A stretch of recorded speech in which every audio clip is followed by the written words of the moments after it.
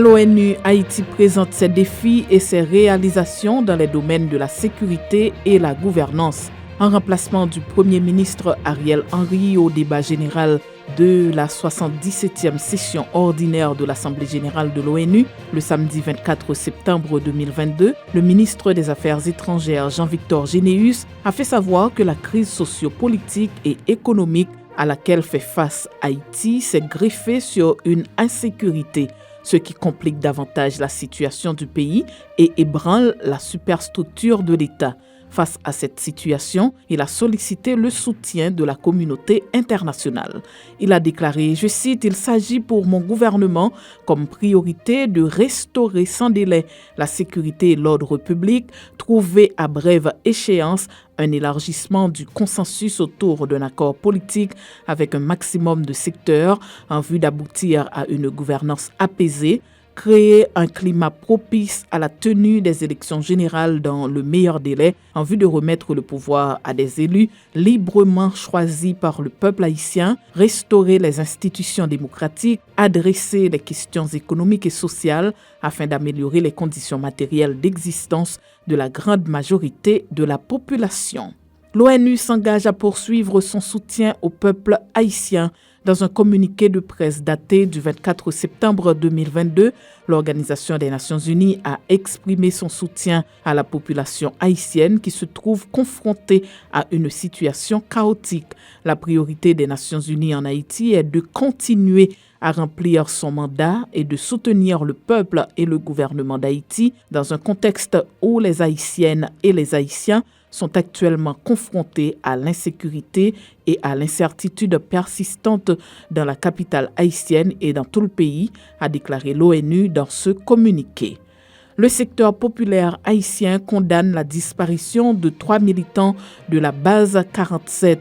À travers une note de presse en date du 25 septembre 2022 signée de son coordonnateur général René Monplaisir, le secteur populaire haïtien dit condamner avec la plus grande rigueur la disparition de Ridjonson Dumas, Nicolas Murat et Baby ainsi connus, 3 militants de la base 47. Les proches de ces militants sont sans nouvelles d'eux depuis jeudi dernier. Selon le secteur populaire haïtien, ils ont été assassinés sur la route de Croix-des-Bouquets alors qu'ils voulaient aider à la réalisation des funérailles de l'un de leurs proches. Consterné par cet acte odieux, le secteur populaire haïtien demande aux autorités haïtiennes de prendre toutes les dispositions nécessaires en vue de freiner cette vague d'insécurité qui fait rage dans tout le pays et particulièrement au niveau des zones de Croix-des-Bouquets, Martissan, Cité-Soleil, Delma, entre autres. L'OAVCT attend la réaction de la police et de la justice après le pillage de ses locaux. La Direction générale de l'Office d'assurance des véhicules contre-routières, dans une note de presse en date du 24 septembre, a informé les autorités policières et judiciaires qu'en date du vendredi 16 septembre 2022, des manifestants ont envahi le complexe où est logé son bureau à Saint-Marc. 3 jours plus tôt, son bureau à Petit-Goâve avait subi le même sort. La Direction générale de l'OAVCT, qui déplore avec la plus grande force cet acte malhonnête et barbare, invite les autorités policières et judiciaires à identifier et à punir les responsables de ces agissements ayant causé des préjudices à l'institution. Lors de ces attaques, les manifestants ont vandalisé et emporté des matériels tels que des ordinateurs, des imprimantes, des onduleurs, des batteries, des chaises et d'autres accessoires, selon cette note.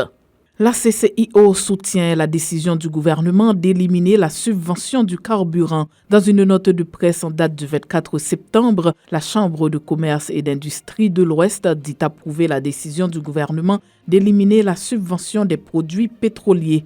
La CCIO estime que ces mesures doivent déboucher sur la mise en place des programmes sociaux et des mesures d'accompagnement pour les plus vulnérables et rendre disponibles des ressources indispensables au bon fonctionnement de la PNH. Elle soutient également que l'augmentation du salaire minimum devient inévitable.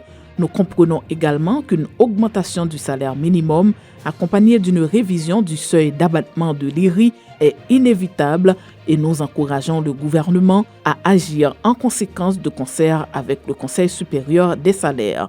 Concernant le pays LOC, Les signataires de la note appellent le gouvernement à agir contre les auteurs de ce phénomène. Ils invitent également les institutions publiques telles que la BRH, l'AGD, le ministère de l'Économie et des Finances, le ministère du Commerce et de l'Industrie à prendre leurs responsabilités en supportant les entreprises victimes de faillite lors des récents mouvements de protestation organisés en Haïti.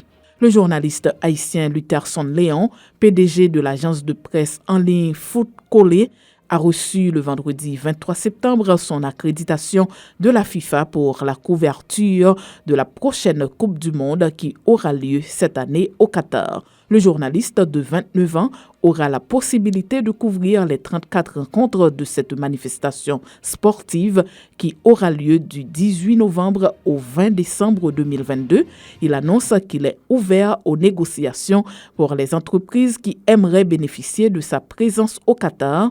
Il se dit également prêt à offrir sa collaboration avec tout autre média non concurrencé par Foot Collé qui aimerait couvrir cette manifestation sportive. Rappelons que Dudley Vincent, qui travaille au sein du même média, a été déjà sélectionné par la FIFA pour travailler comme opérateur médiatique volontaire au Education City Stadium où se dérouleront 8 rencontres de cette Coupe du Monde. C'est la fin de ce bulletin d'information. Merci de votre fidélité à Juno 7.